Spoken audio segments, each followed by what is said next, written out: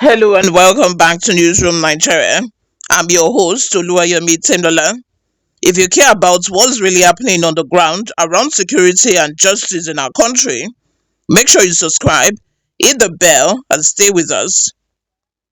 Today's top story, a chilling reminder of how deep the support for kidnappers and bandits have become, involving not just guns and ransom, but medical care. The DSS has arrested a medical doctor allegedly ferrying drugs to kidnappers hiding out in forest of Kwara State. What does this mean for the security fight and for healthcare in Nigeria's rural zones? That's what we'll unpack in the next minute. Here is what we know. According to a statement from the Chief Press Secretary to the Kwara State Governor, Rafiu Ajakaye, the doctor was intercepted in the community of Jebba within government area of Kwara State after intelligence reports. The suspect reportedly was transporting pharmaceutical drugs, including painkillers, antibiotics, from Sokoto State to hideouts where kidnap gangs were hiding out in forested parts of Kwara.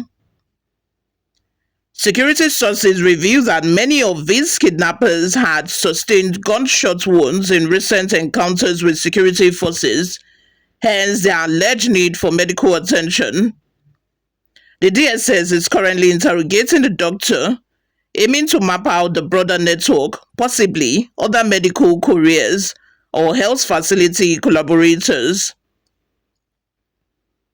The state government, via Ajakaye, has advised that security measures at health facilities, especially in thickly forested or remote areas, be strengthened because these may be targeted for covert treatment of criminals. So that's the basic pattern. A doctor, not publicly named yet, allegedly using his medical credentials and access to supply drugs to armed criminals hiding in forests. The SS says it's a major break in the support network of kidnappers. This isn't just about another kidnapping or ransom story. This arrest reveals how sophisticated and embedded some of these criminal networks have become, using medical care as part of their survival and sustainment strategy. Here are a few thoughts of mine. Medical support as a hidden lifeline. The fact that kidnappers needed painkillers and antibiotics shows they expect to be wounded, maybe from clashes with security forces or internal feuds, and yet they rely on clandestine supply lines to keep functioning. That's a worrying sophistication. Compromise of healthcare trust and safety. Once the line between legitimate healthcare providers and criminal collaborators is blurred, civilians lose trust, and remote or forest adjacent clinics become potential hideouts or supply points for criminals. The DSS warning about improved security at such facilities underscores the risk. Network vulnerability, but also deeper rot. On one hand, this arrest suggests that intelligence and security forces are closing in on the supply chain for criminal gangs. It's a sign that it's possible to disrupt their operations by targeting support networks, not just the fighters themselves. On the other hand, it raises questions about how many more doctors, couriers, or collaborators are still at large, and what level of infiltration there is in the legitimate health system. Implications for communities. In states like Kwara and elsewhere, many rural dwellers already face poor access to healthcare. A security driven crackdown targets rural kid clinics under suspicion of being used by bandits. Innocent people might lose access to needed care. This adds another form of collateral damage to the fight against banditry. So, yes, The arrest is important, but it also opens a Pandora's box of questions about security, morality, trust, and the state of rural health infrastructure.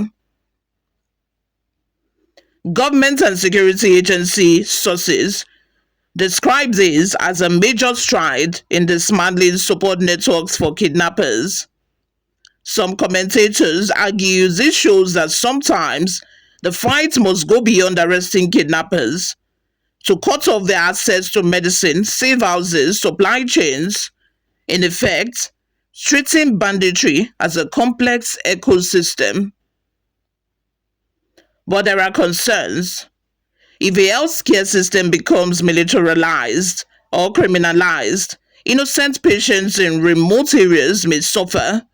Locals might avoid going to clinics that now look like potential DSS targets. In a nutshell, while the arrest is a blow to the criminals, there is a risk of collateral damage unless security health collaboration is handled with care. This is not the first time security agents in Nigeria have arrested medics accused of aiding insurgents or kidnappers.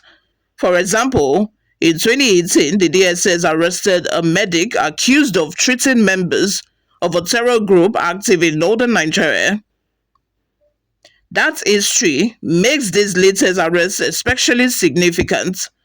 It suggests that despite previous crackdowns, there remain medical support networks supplying armed groups, indicating that the problem is systemic, not isolated.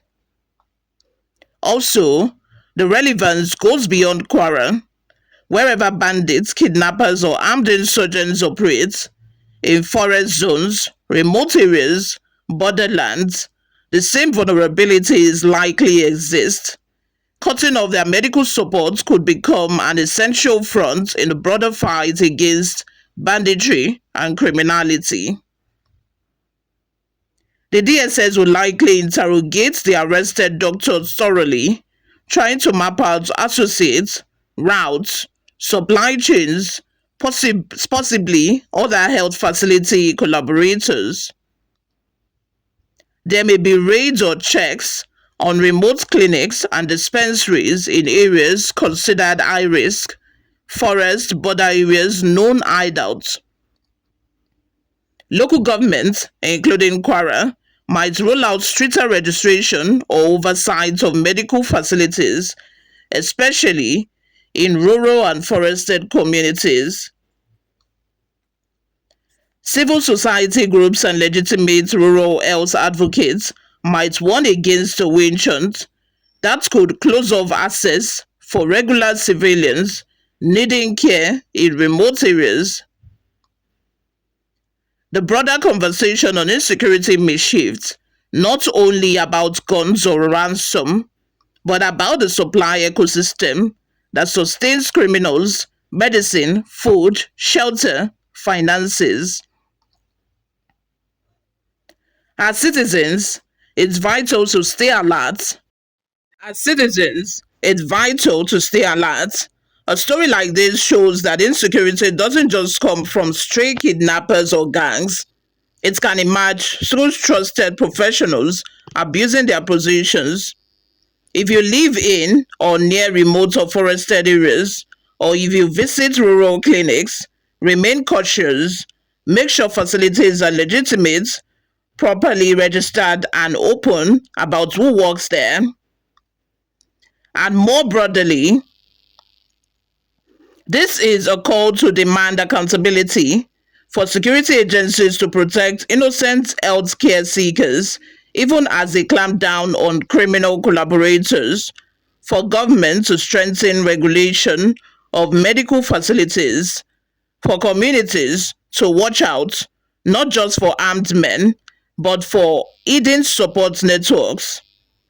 Thanks for tuning in to Newsroom Nigeria. If you found this useful, please like, share, and subscribe, and turn on notifications. Drop your thoughts in the comments. Do you think targeting the medical supply to criminals is an effective strategy, Or do you fear it could hurt ordinary rural health seekers? Let's have that conversation in the comment section below. My name remains Oluwayomi Timlola. Please stay safe, stay informed, and I'll see you all in my next video. Bye for now.